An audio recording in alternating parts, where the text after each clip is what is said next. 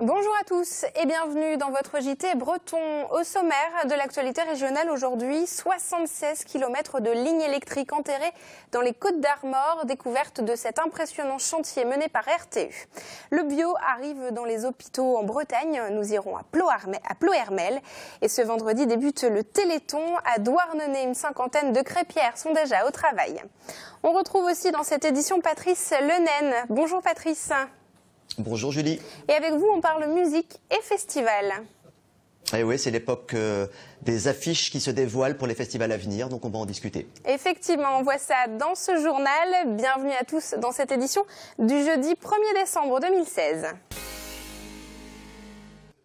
Et on démarre cette édition avec ces images sur la ligne grande vitesse Bretagne-Pays de la Loire, 270 km/h. C'est la vitesse qui a été franchie ce mercredi par le TGV.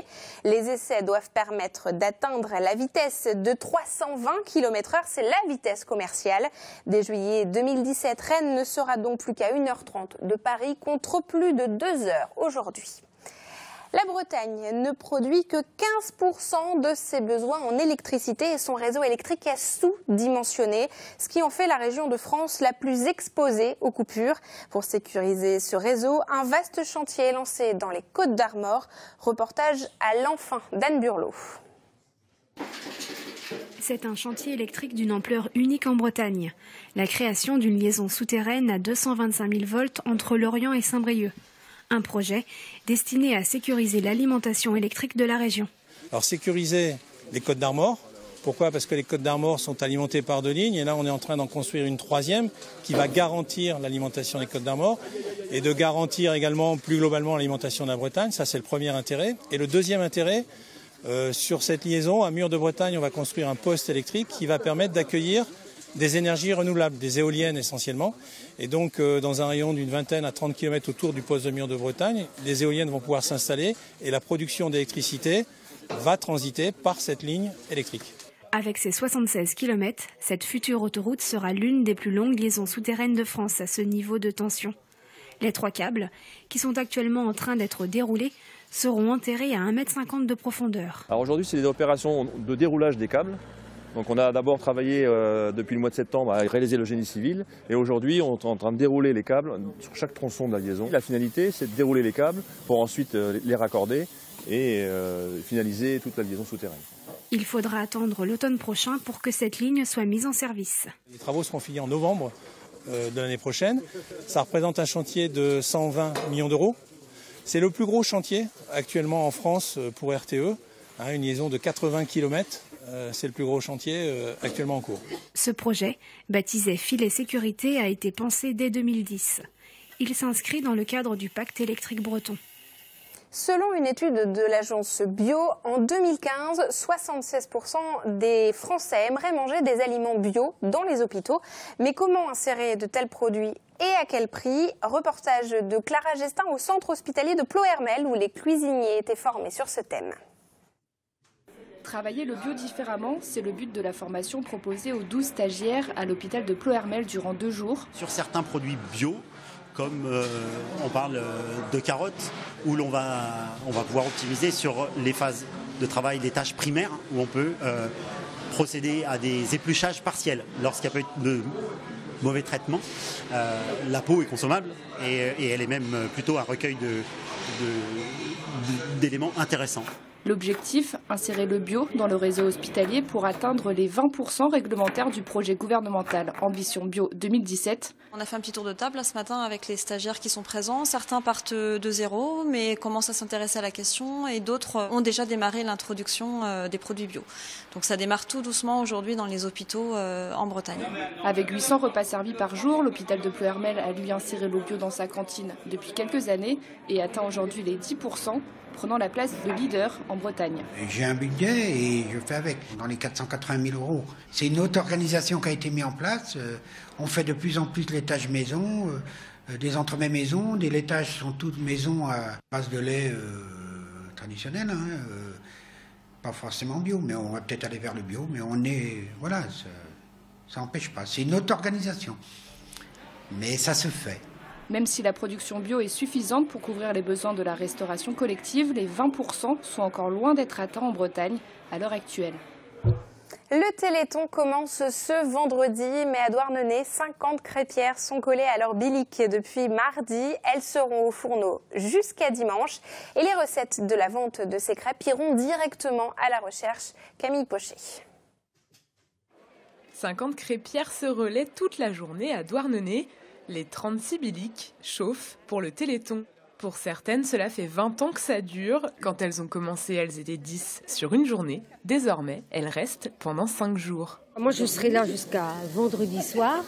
Et samedi matin, je vais, s'il n'y a pas de contrôle, je vais d'habitude vendre les crêpes aux halles de Douarnenez. Ça marche. Et puis, il y a les jeunes qui arrivent. C'est la relève. Il en faudra aussi. Les crêpes fabriquées par les bénévoles sont ensuite vendues dans les commerces de Douarnenez. Les écoles et les entreprises locales en achètent également. Pour faire la pâte, la quantité d'ingrédients est à la hauteur du projet. Nous sommes à 26 000 crêpes, donc qui nécessitent évidemment de la farine, 718 kg de farine, 3700 œufs, 309 kg de sucre et 1030 litres de lait. Donc lait d'ailleurs qui nous est offert gracieusement par les agriculteurs du canton. L'an dernier, Douarnenez a récolté plus de 16 000 € au Téléthon. Cette année, pour fêter les 20 ans de l'assaut douarneniste, les 50 crêpières sont à nouveau prêtes à relever le défi. Et pour donner pour le Téléthon, n'oubliez pas, c'est le 36-37. Musique à présent, certains festivals ont déjà dévoilé une partie de leur programmation. Passage en revue avec Patrice Lenaine. Alors Patrice, ça y est, les festivals ont commencé à dévoiler leurs affiches. Eh oui Julie, alors je ne sais pas si vous connaissez le festival de musique métal Hellfest. Eh bien le Hellfest, c'est ça.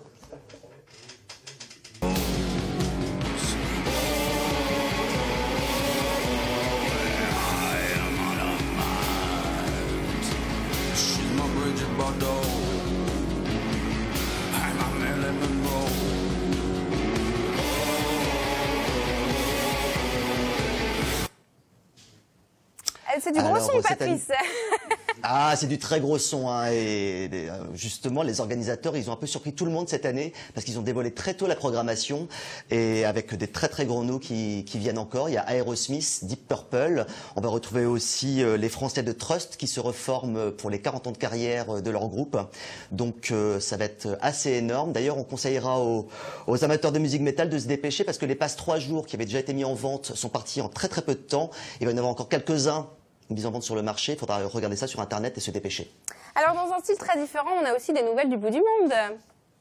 Ouais, le bout du monde qui commence à faire parler de lui un petit peu avec juste quelques noms. Hein. Il y a juste 3 noms qui ont été dévoilés avec Gangay Brass Band, qui est un groupe africain qui devait passer lors de la dernière édition, mais qui a dû annuler au dernier moment. Donc ils seront présents cette année.